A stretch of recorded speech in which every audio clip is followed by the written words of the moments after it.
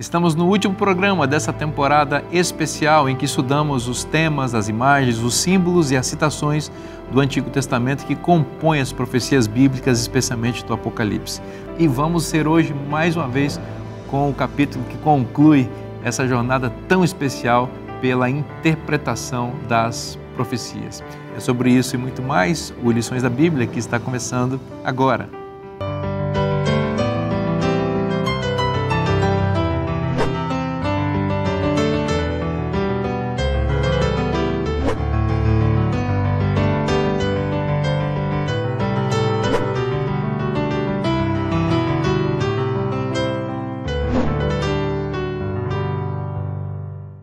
Estamos juntos aqui para o último programa do Lições da Bíblia desta temporada tão abençoada. E a nossa gratidão a você que esteve conosco ao longo desses 3 meses estudando esse tema.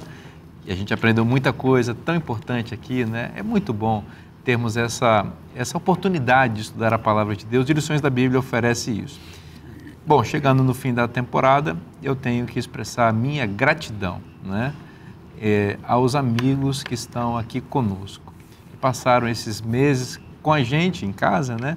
Mas aqui no período de gravação é mais curto, mas é suficiente para a gente estreitar os laços de amizade. Eu sempre tenho dito que ser apresentador desse programa me dá a oportunidade de fazer novos amigos ou então de aprofundar amizades que já tenho. E aconteceu isso nessa temporada. Gabriel, quero te agradecer, amigo, por ter aceitado. Para mim foi uma alegria muito grande, nós somos colegas de trabalho, né? Você trabalha com a gente ali como editor na Casa Publicadora Brasileira e, poxa, foi muito especial. Eu tenho certeza que está todo mundo aí em casa também muito alegre e satisfeito com a sua participação. Obrigado por ter aceitado. Eu que tenho que agradecer, né? Essa foi uma experiência muito positiva, principalmente por saber que nós estamos aqui contribuindo para ajudar a dialogar com os irmãos que estão nos assistindo e creio que será uma bênção. Espero que você volte mais vezes aqui para estar conosco. Pastor Werley, eu também quero expressar a minha profunda gratidão a você. O Pastor Werley, ele trabalha nos Estados Unidos, não é? Ali desempenha uma importante função para a igreja, é diretor do Centro Histórico Adventista na cidade de Battle Creek. E, amigo, eu queria te agradecer muito, viu? Para mim foi uma grande honra passar esses dias contigo e para mim foi muito especial. Tenho certeza que os nossos telespectadores também estão muito felizes e gratos pela sua participação. Eu que agradeço pela oportunidade, esforço nenhum, não é? É uma alegria. Você me proporcionou para ver minha sogra. Olha aí. Minha sogra ficou sabendo que eu viria e veio aqui me ver, o que é importante, né? Muito. Então, eu que agradeço pelo privilégio e oportunidade. Muito obrigado. E você, Nastrini, pastor querido Nastrini, você é um grande homem, uma referência, né? Em altíssimo nível para a glória de Deus. Amém. Então, para mim foi muito especial estar com você. Muito obrigado por aceitar o convite, estar aqui conosco e, de igual maneira, tenho certeza que a nossa audiência também está muito satisfeita e feliz com a sua presença. Eu agradeço a oportunidade de ter voltado às Lições da Bíblia e poder compartilhar esse trimestre que foi bem um assunto, assim, vamos dizer, necessário para os tempos que estamos vivendo. É verdade. Muito obrigado, meu amigo. Vou pedir para você fazer uma oração para a gente concluir, ou começar, né? Concluir a temporada, né? Mas começar o programa de hoje. Amém. Grandioso Deus, louvamos o Teu nome, louvamos a salvação em Cristo Jesus. Te agradecemos porque durante todo esse trimestre, esses temas tão relevantes para a nossa vida pessoal e também transmitindo-os às pessoas que nos acompanharam pela TV ou nos canais da Rede Novo Tempo, puderam se aprofundar um pouco a fim de se preparar para os eventos que estão muito perto de acontecer. Ajuda-nos agora na compreensão dessa última lição do trimestre. Rogamos em nome de Jesus. Amém. Amém. Vou continuar com você, Nastrini, porque eu queria que você desse um panorama conclusivo da lição que tratou desse tema, né, das alusões, das imagens, dos símbolos que aparecem nas Escrituras e que são aproveitados na profecia para encher de significado esses textos tão necessários que são os textos proféticos. Ok. Se nós pudéssemos ter um tempo mais largo, nós certamente abordaríamos essa última lição fazendo uma retrospectiva de todas elas. Mas eu creio que, de certa forma, as temáticas abordadas durante as 12 outras lições vão estar inseridas nessa última, porque o título foi bem ao ponto, Imagens do Fim. Nós falamos sobre imagens, alusões, tipos, né? E, acima de tudo, modelos, como interpretar a profecia. Estabelecemos que o nosso método é o historicista, ou contínuo histórico, que a profecia se cumpre ao longo da história, desde a queda até o fim do pecado, quando as profecias também desaparecerão, né? Nós abordamos também outros critérios aqui, no sentido de que não são bíblicos, e estabelecemos um ponto em comum de que essas alusões vistas nos temas, nós não podemos tentar de maneira alguma especular. Essa seria a palavra-chave aqui. As especulações proféticas têm gerado muito debates, mas têm gerado também divisões entre os cristãos. Isso é muito ruim, né? E nós vemos aí pessoas interpretando ao seu bel prazer essas profecias, quando deve ter um método, um norte, assim como a interpretação da Bíblia, a hermenêutica da palavra de Deus, né? Então nós precisamos tomar um cuidado para não dar à profecia um nariz de cera, que nós volvemos para onde desejamos. Tem que ter um método, tem que ter um critério. Esse é o primeiro ponto. O segundo ponto, eu diria que nós devemos nos concentrar nas ideias centrais, na intertextualidade, no escopo geral do tema, né? Um pouco aqui, um pouco ali. E antes de buscar um comentário bíblico, ou antes de buscar algo no YouTube ou nas redes sociais, que é tão comum hoje, buscarmos o que diz a palavra de Deus sobre aquilo ali. Nós vamos encontrar, por exemplo, no mesmo livro de Daniel, não é? O nome dos impérios, como ali em Daniel 2. Então a Bíblia explica-se a si mesma. Não precisamos ficar especulando, mas vamos deixar a ideia central, que é Jesus Cristo, o principal nas profecias. E por último, esses princípios e contornos gerais da profecia não podem ser deslocados de acordo com o tempo ou época que nós vivemos, diferentemente de quando o profeta teve aquelas visões e revelações. Então, se eu for colocar eventos atuais em cada uma das profecias, principalmente não cumpridas, Daniel 11, Apocalipse 13 em alguns lugares ali, e Apocalipse 17, são os maiores problemas proféticos, né? Mas como dizia Tiago White, em profecias não cumpridas, o melhor é ter cautela. Nós não somos profetas, Deus não revelou a nós como é que elas se cumprirão. Então, em profecias não cumpridas, vamos observar o tempo, a época, vamos observar o que está acontecendo no mundo, mas não vamos dar a ela um nariz de cera, dizendo, isso se encaixa aqui em Daniel 11:45, isso se encaixa aqui em Apocalipse 13:17 ou 18, isso se encaixa aqui em Apocalipse 17, porque daí seria cada um fazendo a sua própria teologia, e a teologia é uma só. Excelente observação e explanação, muito importante, porque as pessoas de fato usam a profecia como querem, às vezes com muita vaidade, inclusive, têm ideias e ficam defendendo essas ideias e orgulhosamente não declinam de ideias erradas que evidentemente estão. Então, temos que contar com a influência do Espírito Santo, com a fidelidade à palavra de Deus, usando os métodos que emergem da própria palavra de Deus e com muita humildade, porque é Deus quem conduz essa história e Ele faz da forma como Ele deseja, né?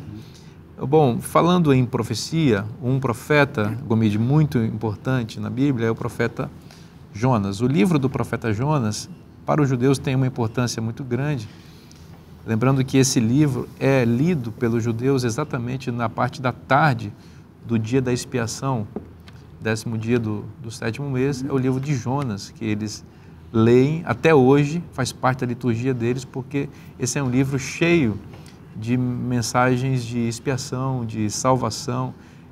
O resumo é assim, se Deus salvou os ninivitas e os perdoou, Ele também vai nos perdoar. Por isso a conexão com o dia da expiação. Eu penso que essa conexão também para nós como adventistas é importante, especialmente porque, a exemplo de Jonas, nós fomos comissionados também a pregar uma mensagem de juízo e advertência ao mundo, né? Para que haja arrependimento. Também, nesse contexto de juízo investigativo ou de dia da expiação antitípico no céu, talvez deveríamos olhar para esse livro com um pouquinho mais de atenção. Jesus se refere à história de Jonas, muito embora seja uma história breve, né, curta nas Escrituras, ela tem impacto bem abrangente, né? E Jesus se refere ali dentro do contexto do diálogo ali, em Mateus capítulo 12, com os fariseus, porque eles chegam para Jesus, os fariseus e os escribas, pedindo a Jesus um sinal, né? Eles estavam sempre tentando testar a Jesus e, de uma certa forma, eles ficavam pedindo sinais. E se Jesus desse sinais também não iria resolver, eles já tinham tido sinais suficientes. E Jesus então diz para eles que eles são uma geração perversa, uma incrédula, e que o único sinal que lhes seria dado seria o sinal do profeta Jonas, né? E esse sinal que Jesus está dizendo aí, inclusive ele reafirma dizendo que no juízo os ninivitas se levantariam para testificar contra esses indivíduos, porque eles estavam indo contra o próprio Cristo, né? A revelação de Deus. E eis aqui está quem é maior do que Jonas. Jesus estava referindo-se a si mesmo, que ele era muito maior do que Jonas, um profeta superior, por assim dizer, não é? E a que sinal ele estava querendo se referir? Esses mesmos homens que pediam um sinal, a intenção deles direta era de matar Jesus, destruir a vida, aniquilar com Jesus, certo?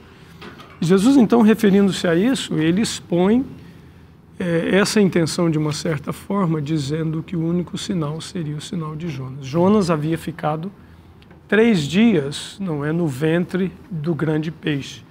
E o Filho do Homem, Jesus diz, passaria 3 dias no coração da terra. 3 dias e 3 noites, exatamente se referindo à questão de Jonas, né?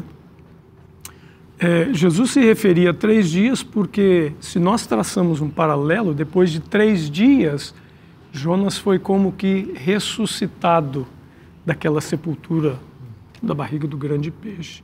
E Jesus, depois de 3 dias, seria ressuscitado do coração da terra, não é? Para poder ascender aos céus. Jonas, ele esteve dentro do grande peixe por 3 dias por causa dos próprios pecados. Jesus esteve no seio da terra por 3 dias por causa dos nossos pecados, não é, dos seres humanos, incluindo os de Nínive e também os de Jonas. Hoje, nós conhecemos a Jonas como um profeta relutante porque, na mente dele, a mensagem dele era uma mensagem de aniquilamento. Ele iria destruir, ele iria presenciar Deus em juízo, né? Impetrando um juízo ali contra Nínive, e ele tinha certeza que Deus iria fazê-lo. Só que depois, quando Deus não destrói, ele vira e fala, tá vendo? Por isso que eu não queria vir pregar. Porque eu sabia que o Senhor é um Deus que se arrepende do mal, um Deus que não é, tem misericórdia. Veja, qual o paralelo que nós encontramos aqui, e a Bíblia é cheia de paralelos. Às vezes nós também, se nós formos fazer uma aplicação homilética, às vezes nós olhamos para uma pessoa e achamos que ela não merece, né? Eu vou pregar para essa pessoa só para... Mas ela não merece. Essa pessoa não tem remédio para ela, não é? Não tem jeito. E a nossa disposição de pregar o Evangelho não deve ser essa. Nós devemos primeiro nos abeberar da salvação para nós podermos dar aquilo que nós passamos a possuir. Porque simplesmente não podemos dar. E Jonas não podia dar, e ele demonstrou isso. E de uma certa forma até justificável. Quem eram os ninivitas? Dizem os historiadores que eles arrancavam a pele da pessoa viva e pregavam a pessoa ainda viva ali nos portões da cidade, a pele do lado, para mostrar que eles eram os cruéis, né? Então Jonas via tudo isso, via o que eles faziam para com o povo de Deus, e ele não queria que esse povo tivesse a misericórdia de Deus, né? Jonas era um profeta, conselheiro do rei, e os conselheiros reais eram homens que entendiam bastante de geopolítica. O que é geopolítica, né? A geografia das nações, né? Os movimentos políticos. E Jonas percebia claramente que o Império Assírio, cuja capital era Nínive, estava dominando toda a região e estava avançando contra o seu território. E ele sabia da perversidade e violência dos assírios, que essa maldade assíria seria direcionada contra o seu povo. Então, o que Jonas queria, na realidade, era que Deus enviasse o juízo para Nínive e não advertisse. Tem que destruir esse pessoal mesmo, porque eles vão destruir o meu povo. Mas Deus chama Jonas para pregar para esse povo, porque Deus não queria destruir o ninivita, porque Deus não tem prazer na destruição de ninguém. Deus quer salvar a todos, né? Queria fazer aqui um paralelo com a questão da profecia apocalíptica no tempo do fim. Assim como Jonas pregou uma mensagem impopular, não desejável aos ninivitas, porque ele falou, em 40 dias Nínive será destruída. O povo remanescente também pregará uma mensagem impopular, com o alto clamor no tempo do fim. Essa mensagem será, sai dela, sai desse conluio, certo? Místico da Babilônia espiritual, que não é o dia correto de guarda, não é também o plano de Deus. Então, da mesma forma, nossa mensagem no tempo do fim, se estivermos vivos até lá, será uma mensagem popular, não é? Mas a destruição não veio para Nínive porque eles se arrependeram, e nós sabemos que no fim isso será ao contrário. A mensagem ela está encharcada da graça divina. E a graça divina está clara no aspecto temporal da mensagem de Jonas. Ele diz, em 40 dias e a cidade será destruída. Por que está encharcado de graça? Porque 40 dias é um tempo para que a pessoa possa se arrepender. Então, se Deus quisesse destruir, ele não daria tempo nenhum. Sim. Aliás, ele nem precisaria avisar. Então, quando o Jonas fala em 40 dias, ele estava dizendo, ou despertando, ou acionando na mente das pessoas a possibilidade de se arrependerem. Se arrepender. E outra, a mensagem é de juízo. Se você não se arrepende, a cidade será subvertida ou será destruída. Então, nós vemos que mesmo nas mensagens mais fortes, como aquelas que nós temos que dar ao mundo, o elemento da graça é a grande moldura, porque Deus não quer que as pessoas pereçam, Ele quer que as pessoas cheguem ao arrependimento. No finalzinho da graça, ainda haverá essa oportunidade do amor e da misericórdia de Deus para todos. Nós vamos fazer um breve intervalo, não saia daí, o programa Lições da Bíblia volta já já.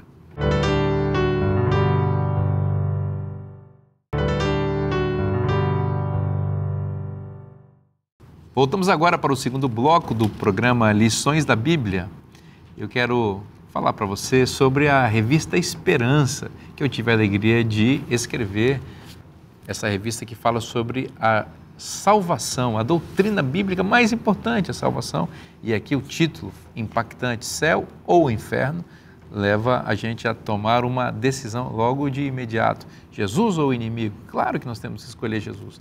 E essa revista vai nos ajudar a entender o tema da salvação em todas as suas nuances nas Escrituras. Eu convido você a estudar esse assunto, a se aprofundar nele, a conhecer mais sobre a Palavra de Deus, e aqui você vai aprender o Evangelho eterno, que é o Evangelho apresentado nas Escrituras. Pastor Vinícius, se eu quero a revista, como é que eu faço? É muito simples, é só você enviar agora um WhatsApp para o número que está aparecendo aí na sua tela, operadora 12982444449, você manda a sua mensagem, preenche um rápido cadastro e nós vamos enviar sem custo nenhum essa revista para você.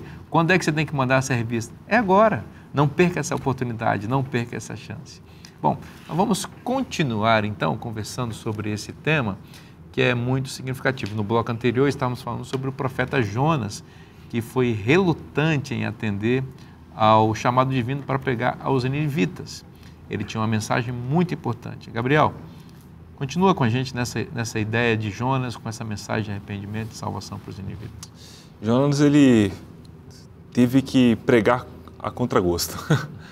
Ele teve que pregar para uma cidade que era sede de um poder opressor, um país, um poder imperialista, né? A Assíria.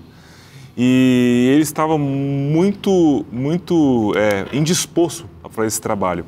E como já foi mencionado pelo Erley anteriormente, Deus ele não enxerga as pessoas como nós enxergamos. E isso nós podemos notar ali no capítulo 3 do livro do profeta Jonas, na segunda metade do versículo 3. Olha o que Deus diz. Olha o que o profeta escreve, na verdade, sobre a postura de Deus em relação à cidade. Ora, Nínive era a cidade muito importante diante de Deus. Nossa, uma cidade pagã. A sede de um reino tão bárbaro, que praticava atrocidade contra aqueles que estavam sob o seu poder. E ainda assim, essa cidade era muito importante diante de Deus. Mas Jonas, ele era cabeça dura, porque quando nós vamos ali no versículo 4, lemos o seguinte: começou Jonas a percorrer a cidade, caminho de um dia, e pregava e dizia: ainda 40 dias e Nínive será subvertida. Essa mensagem, é claro que não se delonga muito aqui, mas parece haver uma falta de apelo ao arrependimento, né? Parece somente haver o anúncio da condenação, do juízo. Porque quando nós vamos para os outros profetas, além de o profeta mostrar a condição do povo que está sendo exortado, ele também apresenta um caminho, uma válvula de escape, um chamado ao arrependimento, para que eles mudem e experimentem o quê? A misericórdia de Deus. Mas mesmo assim, o povo de Nínive entendeu o que deveriam fazer. E olha no versículo 5, os ninivitas creram em Deus e proclamaram um jejum e vestiram-se de pano de saco, desde o maior até o menor. Versículo 6, e chegou essa notícia ao rei de Nínive.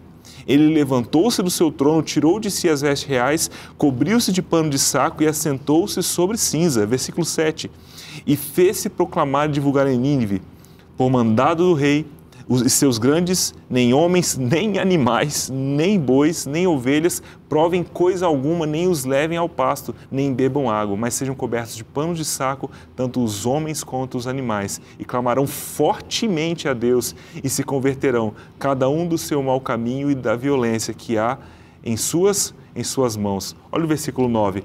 E olha o que o rei diz: quem sabe se voltará a Deus e se arrependerá, e se apartará o quê? O furor da sua ira, de sorte que não pereçamos. O rei entendeu a mensagem. E o arrependimento foi tão assim, espontâneo, de certa forma tão drástico, que poucas vezes, entre o povo de Deus, houve um arrependimento tão profundo e no qual houvesse tanta transformação quanto em Nínive. Então, muitas vezes nós olhamos para o mundo, olhamos para pessoas que pensamos não ter mais solução, Deus conhece a história dela, Deus conhece o coração. Ele a vem acompanhando desde o dia em que ela nasceu. Por vezes, muitos também estão no erro por falta de conhecimento da verdade. Então, nós não podemos julgar apenas com base naquilo que somos capazes de ver. E no versículo 11 do capítulo 4, o último versículo desse capítulo, e do livro também, nós lemos Deus falando, na verdade, até dando um puxão de orelha em Jonas: e não hei eu de ter compaixão da grande cidade de Nínive, em que há mais de 120 mil pessoas que não sabem discernir entre a mão direita e a mão esquerda, e também muitos animais? É interessante também que Deus está se preocupando até com os animais. Então Deus, com base nessa mensagem que podemos extrair do livro de Jonas, ele é misericordioso. Tem uma coisa significativa aqui. A bondade de Deus gerou ira no coração do profeta. Isso é um paradoxo, né? Porque um pregador, um profeta, alinhado com o pensamento de Deus, ele sente o que Deus sente. Mas Jonas está desconectado do coração de Deus e ele sente o oposto do que Deus sente. Então Deus tinha amor por Nínive, Jonas tinha ódio. E o texto no capítulo 4, no verso 5, diz que Jonas fez uma enramada no deserto, que é uma tenda. A palavra hebraica para enramada aqui é sukkah, que é a palavra usada para as cabanas que os judeus fazem, especialmente na festa dos tabernáculos, para celebrar o fato deles terem sido escolhidos como povo de Deus, peregrinando pelo deserto. Então Jonas, ele faz essa cabana ao longe da cidade, porque ele imaginou que Deus iria destruir a cidade, que Deus não ia ser bondoso com ele. Então ele fez a cabaninha, ficou ali para ver a destruição da cidade. Estar na cabana significa estar em Israel. Então Jonas diz: olha, eu estou aqui no conforto de Israel para ver a destruição dos ímpios. Deus ainda acrescenta um elemento interessante. Ele faz crescer uma planta uma planta trepadeira, que ela sobe e toma toda aquela cabana e aumenta a sombra de Jonas. Israel, recorrentemente na Bíblia, é descrito no símbolo de uma planta, né? A videira, uma figueira, uma oliveira. Essa é Israel. É muito possível que essa planta, juntamente com o símbolo dessa tenda, seja uma referência direta a Israel. Jonas está ali em Israel. Lembra que a videira, Israel foi estabelecido como luz às nações, para evangelização aos gentios. E Jonas, cheio de orgulho nacional, está pensando que Israel é o local para o conforto apenas do povo exclusivo de Deus, esquecendo que Israel foi plantado para semear luz para os gentios. Então o que Deus fez? Ele foi lá e mandou um verme matar a planta. Talvez, eu estou caminhando para me convencer sobre isso, de que ao matar essa planta, Deus estava dando uma lição espiritual que o profeta entendeu, encheu o coração dele de mais ira ainda. Se a planta representa Israel e a planta morreu, Deus estava dizendo o seguinte: Israel, se não cumprir a sua missão de ser luz aos gentios, levar o evangelho a todas as pessoas, eu vou ter que mandar um verme para matar ou para tirar Israel, como tirei essa planta que você gostou tanto dela.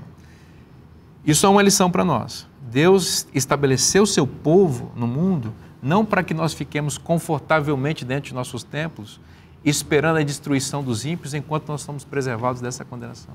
Deus nos plantou nesse mundo para que as pessoas que estão fora dos muros do povo de Deus saibam do amor de Deus e se arrependam de seus pecados. Se nós não cumprirmos essa missão, nós não temos propósito de existir. E aí pode vir um verme e nos tirar. Há um ponto aqui que eu gostaria de colocar como ênfase: a questão do arrependimento e do não cumprimento da profecia. Na Bíblia, como já falamos em uma lição ou outra anteriormente, existem profecias clássicas que tinham que ver diretamente com o povo de Israel. E existem profecias apocalípticas. A diferença é que na profecia clássica pode haver um cumprimento ou não, porque elas são condicionais. Okay. Na profecia apocalíptica, o cumprimento ele é singular, independe da ação do homem. Ele cumpre de qualquer forma, certo? Então, na profecia de Jonas aqui é uma profecia clássica. Como o homem mudou, Deus também mudou a sua atitude. Deus muda não porque ele fez algo errado, mas porque o homem mudou, então ele muda, ok? Já as profecias, quando são apocalípticas, o cumprimento é singular, não há condicionalidade nelas. Por exemplo, a primeira vinda e a segunda vinda de Cristo, independentemente da ação humana, aconteceu a primeira e vai acontecer a segunda. A marca da besta, independentemente de aceitarem, se converterem, ou os outros não, eles vão passar pela marca da besta, aqueles que forem perseguidos. Outra, as últimas pragas, né? A perseguição, tudo isso ocorre em não condicionalidade. Então aqui em Jonas é uma profecia e uma promessa não cumprida porque eram condicionais. Nós podemos dizer então que Jonas era um profeta clássico que queria ser um profeta apocalíptico. Ou seja, queria dar um juízo que Deus não mudasse. Ocorre que os juízos divinos que são apresentados em profecias apocalípticas, essas que não mudam, elas de fato não mudam. Mas essas mensagens, quando são proclamadas, elas oferecem arrependimento às pessoas. Sim. Isso é muito significativo. Ainda que a profecia de Jonas fosse uma profecia apocalíptica, e poderia até existir uma profecia apocalíptica para a Síria, porque o reino da Síria iria passar, o império assírio passaria como passou mesmo. Ele caiu, e Naum apresentou... Tempos depois ele caiu. Poderia haver uma profecia, mas Deus queria salvar os ninivitas da mesma forma. Momento. Como existe uma profecia clara, não é? De que o fim do mundo vai chegar. Nós sabemos, a Bíblia diz que vai acontecer. E vai ser em breve. Não sabemos quando, mas vai ser em breve. Agora, os habitantes do mundo podem se arrepender. E é por isso que nós estamos aqui. Nossa trilha está indicando aqui, olha aí, o nosso grande... Eu acho que o Erle quer falar alguma coisa sobre a terça-feira. E nós queremos ouvir o Erle. Ok. Banquete de Beltesazar, né? O reino de Babilônia, ele experimentou muita prosperidade durante Nabucodonosor, né? Nabucodonosor era um homem de coragem, empreendimento, valente. A gente vê na interação aí com os hebreus no início, né? Era um indivíduo intrépido e também, assim, temperamental, né? Era de 0 a 100, assim, numa pisada ali num Corvette bem potente, né? Agora, Nabucodonosor, ele experimentou ali pelo contato com Daniel e também com os outros 3 jovens hebreus, ele experimentou um processo de conversão, né? Uma história até bonita, porque é uma surpresa ver um homem que tinha em si mesmo características de Satanás mudar e no final se tornar um homem compassivo, um rei compassivo, né? Que Deus realmente tocou o coração e ele aceitou essa proposição divina. Beltesazar, ele sabia dessa história. No entanto, que quando ele é chamado para interpretar ali o que acontece, a escrita na parede, porque ele desafia a Deus, assim como na história de Nabucodonosor, ele desafia a Deus com a estátua de ouro, né? Beltesazar, ele pega os utensílios do templo que haviam sido levados por Nabucodonosor e agora ele expõe à vexatória Deus. Ele é como que ele estivesse desafiando, assim como Nabucodonosor havia desafiado no passado. Agora, o problema está pelo fato dele não ser ignorante. E Daniel reafirma isso no capítulo 5, verso 22 do livro de Daniel. Ele diz assim: Tu, Beltesazar, que és filho, não humilhaste o teu coração, ainda que sabias tudo isso. Ou seja, o texto é claro aqui que Beltesazar sabia da história, dessa progressão de conversão de Nabucodonosor, mas mesmo assim ele se determina a desafiar a Deus, né? E o que no fim das contas levou Beltesazar a fazer isso? Essa tentativa de supremacia. Uma outra coisa que o levou, ele mesclou isso com vinho, né? Ele já havia perdido toda aquela... E havia ali naquela festa, eles ficavam dias, tinham orgias sexuais, tinha bebedice, e aí a pessoa perde o senso, né? Quando eles estavam alto em vinho, aí manda trazer os utensílios para beber mais e para desafiar aquilo que aos olhos de um israelita era sagrado. Os utensílios do templo eram sagrados, não eram tocados por qualquer um. Esses utensílios eram usados nos sacrifícios, nos cerimoniais do templo. E usar isso de forma qualquer era uma forma de afrontar a autoridade de Deus e afrontar também a autoridade de nações. Eles estavam dizendo o seguinte: os israelitas são vassalos, eles estão dominados por nós. O Deus deles também. E o Deus deles também. O Deus deles está morto. Porque quando Deus permitia o povo ir, era um Deus inferior. Era um Deus que perdia a batalha. Lembrando que Daniel disse que foi Deus que entregou Jerusalém nas mãos de uma... Sim, Deus, no nosso caso, a gente sabe né, que Deus permitia para que eles aprendessem a lição. Assim como os reis apóstatas de Israel, eles sabiam que Deus havia prosperado e abençoado no reinado de Davi e Salomão. Não é? Beltesazar sabia que Deus havia abençoado a trajetória também de Nabucodonosor, inclusive essa trajetória espiritual. E assim mesmo ele decidiu ir numa direção oposta. E ele então experimentou a mesma trajetória de Nabucodonosor anteriormente, quando ele desafiou a Deus fazendo a estátua. Então veio a punição e ele perderia o reino. Quando apareceu ali já era letras e palavras de sentença, de julgamento, não é? Quando ele chama Daniel, Daniel então começa a expor para ele toda essa problemática, né? Então veja, nós escolhemos, as pessoas que são julgadas escolhem. Deus oferece misericórdia, como ele ofereceu a Nínive, né? E Deus continua oferecendo misericórdia para cada um de nós, através de seus profetas, de sua palavra e da pregação do Evangelho eterno. Há uma coisa aqui em destaque. Beltesazar, quando a rainha chega ali, ele pergunta quem poderia interpretar. Ela diz, nos dias do seu pai, referindo-se a Nabucodonosor, porque a rainha vivia ainda. Nabucodonosor não mais. nos dias do seu pai. Mas Nabucodonosor era avô de Belsazar. Ele era filho de Nabonido, né? É interessante que entre Nabucodonosor até chegar o reino dos Nabus, ou Bels, novamente, houve 3 reis impostores: Neriglissar, Evil-Merodach e Labash-Marduk. São nomes até meio estrombóticos. Para alguém que botar num filho, se desejar, né? Não faça isso, né? Neriglissar, né? E daí veio Nabonido. Só que Nabonido era um rei que gostava muito de pesquisas. Ele era altamente culto e ele gostava de ficar na cidade. Gostava de viajar também. Verão e viajar e etc. Então ele colocou o seu filho Belsazar como corregente. Então por isso que quando a rainha chega, ela diz assim: no tempo do seu pai, Nabucodonosor. Mas pai na Bíblia tem que ser interpretado às vezes como avô também, né? E ela diz: havia um Daniel, e esse Daniel interpretava sonhos e visões e etc. E mandaram buscar Daniel para interpretar a frase. A gente vai continuar conversando sobre esse tema no próximo bloco, né? Continuar refletindo sobre a queda de Babilônia, porque estamos trazendo Belsazar aqui, lembrando sempre em conexão com as profecias do Apocalipse, né? Então, do mesmo jeito como caiu Babilônia, vai cair também a Babilônia mística no tempo do fim. A gente vai fazer um intervalo bem rapidinho agora, não saia daí, o programa Lições da Bíblia volta já já.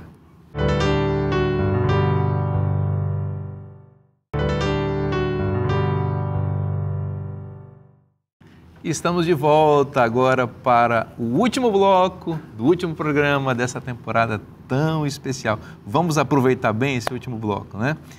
Gabriel, vamos continuar falando sobre Belsazar, porque esse é um tema muito importante na profecia, porque encaminha para o entendimento da queda de Babilônia. Do mesmo jeito que a Babilônia literal caiu, histórica, a Babilônia mística vai cair no tempo do fim com o secamento do rio Eufrates. A Babilônia histórica era uma cidade com um projeto arquitetônico majestoso. Existe hoje réplicas, imagens dos portões da cidade. Era algo realmente estonteante. Imagino que mesmo hoje, nós que somos conhecedores de grandes feitos da humanidade, nós mesmos ficaríamos surpresos, né? Nos surpreenderíamos ao ver o que foi feito ali. Era a Dubai do tempo antigo. Basicamente isso. E além disso, a cidade era cortada por um rio.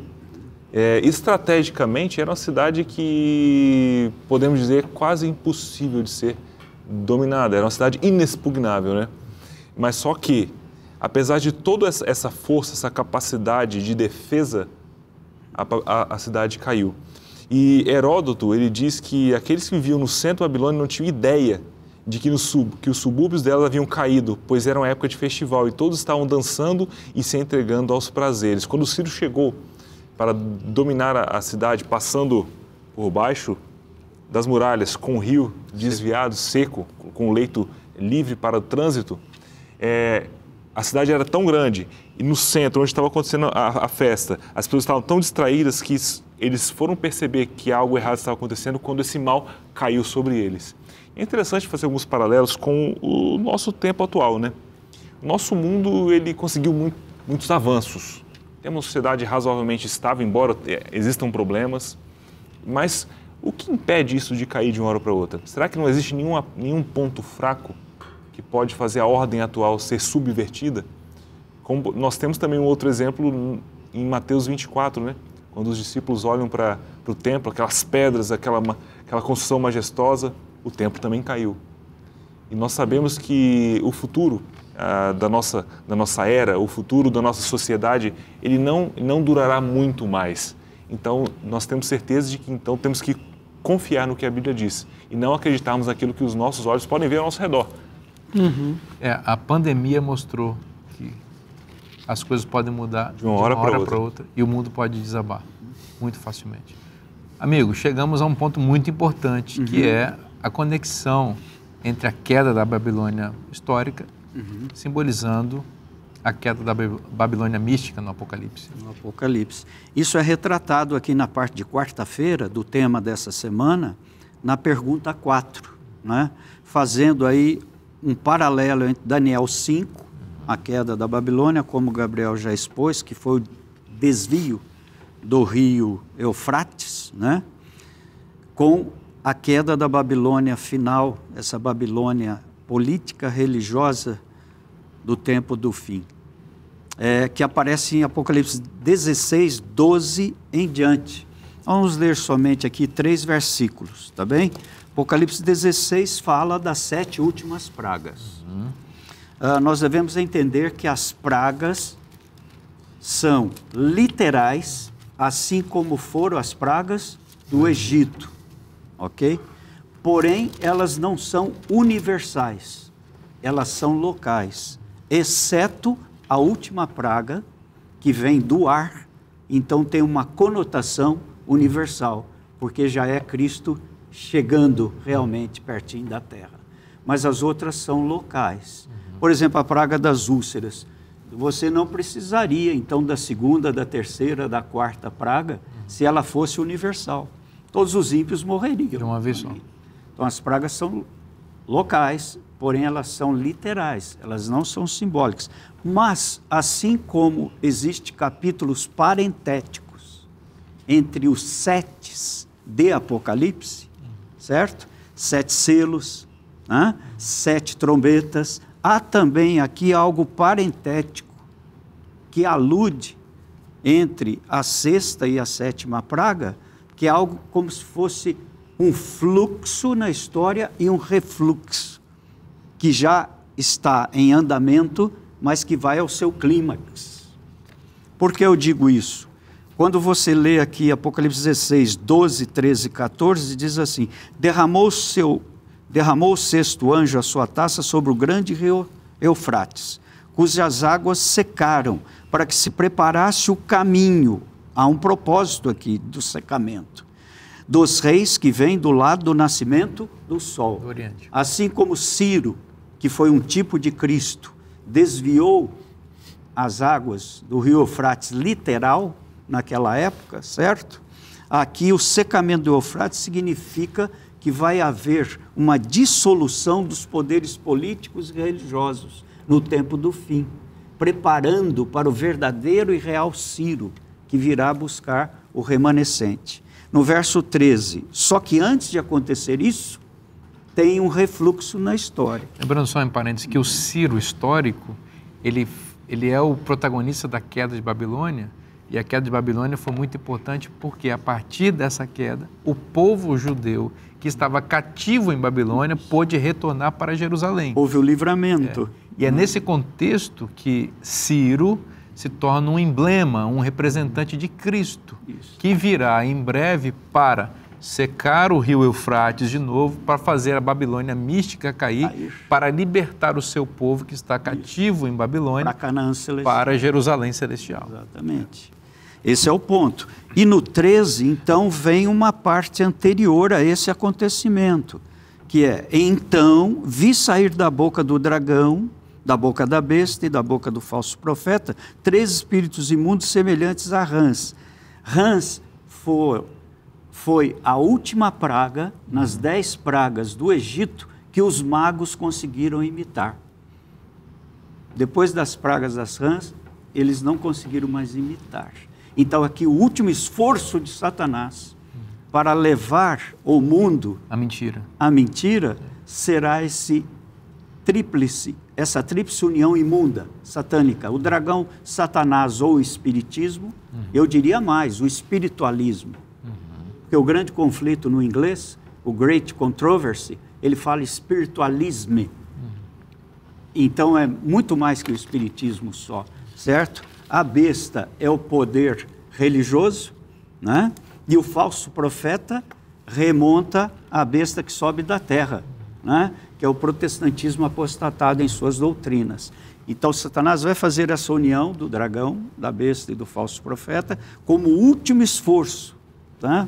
Como os magos lá no Egito, para trazer pessoas para o seu reino. Então 14. É uma apostasia cristã. Cristã. Porque você está falando de um poder religioso cristão romano, mas o poder religioso protestante apostatado, que se unem numa coalizão, fortalecidos pelo poder do Estado, que vai colocar o seu aparelho estatal em favor dessa ideologia demoníaca para perseguir o povo de Deus. Então, o dragão, o espiritismo e o espiritualismo, que são agentes de Satanás, porque o dragão, 12, verso 9, representa Satanás. A besta aqui é aquele poder que sobe do mar, Apocalipse 13, certo? Versículo 1 em diante.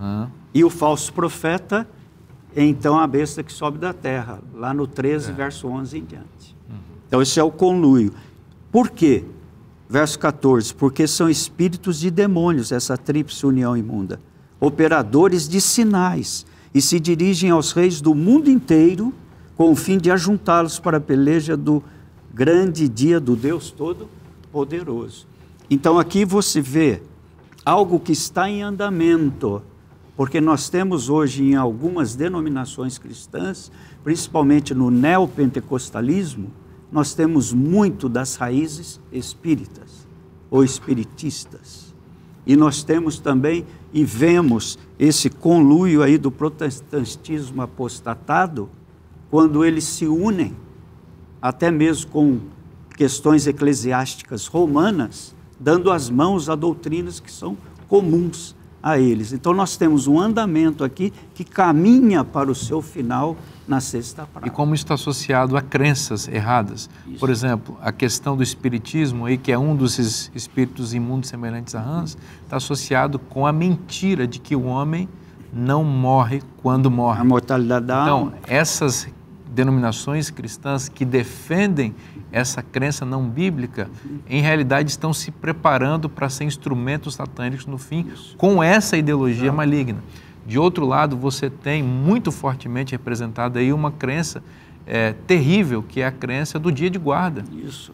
Deus estabeleceu o sábado como o dia de descanso. Exato. Então, o cristianismo apostatado, tanto romano quanto protestante, eles trocam o dia de guarda e defendem essa ideologia mentirosa. E no tempo do fim, espiritismo, com a sua ideologia de que o homem sobrevive fora do corpo depois da morte. Exato. E o cristianismo apostatado de outro, com a sua ideologia terrível contra a lei de Deus, se unirão num processo religioso, portanto sedutor, porque vai ser enganador, é religião. Exatamente. E a humanidade vai ser levada a acreditar numa grande farsa, numa grande mentira. E por que isso prepara para a vinda de Cristo? Daí você vai ao 12, você volta ao 12, certo?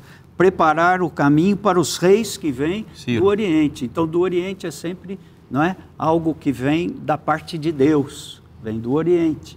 E aqui, então, prepara para a volta de Jesus. Não é? Daí já vem a 7ª praga, que é enquanto quando Jesus está terremoto. voltando, aí pedras, né, que caem do céu, do tamanho de um talento, e então Jesus já está aí perto do globo terrestre. E a grande Babilônia se desintegra. Se desintegra. Né? Essa coalizão tríplice aí, ela é dissolvida, né? Em 3 partes. Exatamente. Porque não tem mais autoridade para reinar sobre o mundo, porque agora, com a volta de Cristo, o reino de Deus será estabelecido na terra. Né? E aí, Gomide, como é que estamos aí? Estamos bem. Estamos bem, né? Está concordando? Bom, tá claro, certo? Claro. Opa, estou me abeberando aqui. O Ciro é o ungido do Senhor, né? É interessante que até o Ducan menciona aqui que esse é o único gentil que recebe o título de Messias. Veja, o próprio Deus o chama de Messias, meu ungido, né? Isaías, né? Fala isso lá atrás. Deus deu a Ciro uma missão específica, né? Após a conquista de Babilônia, ali nessa campanha contra a Babilônia, ele é o protagonista da libertação do povo de Deus e também da marcha de volta para a restauração do templo, né?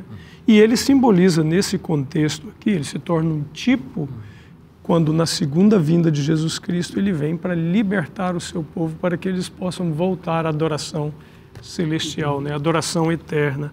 E a libertação, claro, do contexto, não só de um cativeiro, mas do contexto do cativeiro do pecado, né? Ciro, ele foi um instrumento escolhido por Deus, né?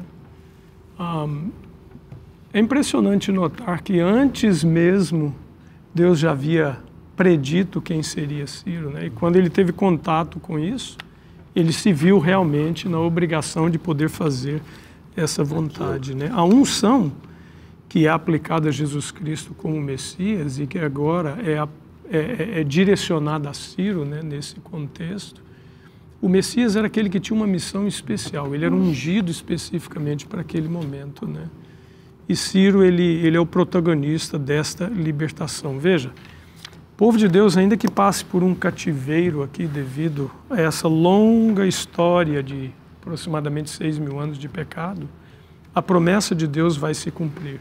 Jesus vai voltar, não como um Messias ungido para morrer, mas como um Messias poderoso para libertar, porque este é o foco central da profecia. Deus vem para libertar seu povo, levar sua igreja, sua noiva, e depois de milênios, né, de um milênio, digo melhor, dele, Deus voltará com a cidade, voltará com seus santos, né, e estabelecerá o seu reino para sempre, que jamais será destruído. Amém. Jesus voltará em breve. Esta é a mensagem final da Bíblia. Essa é a mensagem central, a nossa bendita esperança. Nós somos convidados hoje a crer nessa promessa e a viver com base nesse sonho. Vai acontecer. A nossa libertação se aproxima. É dia de preparo, é tempo de dizer: ora vem, Senhor Jesus. Essa verdade está na Bíblia. Se está na Bíblia, é bom para você. Eu te espero na próxima semana com uma nova temporada, um novo tema e novos participantes. Será certamente uma bênção também. Deus abençoe muito você, um forte abraço e até semana que vem.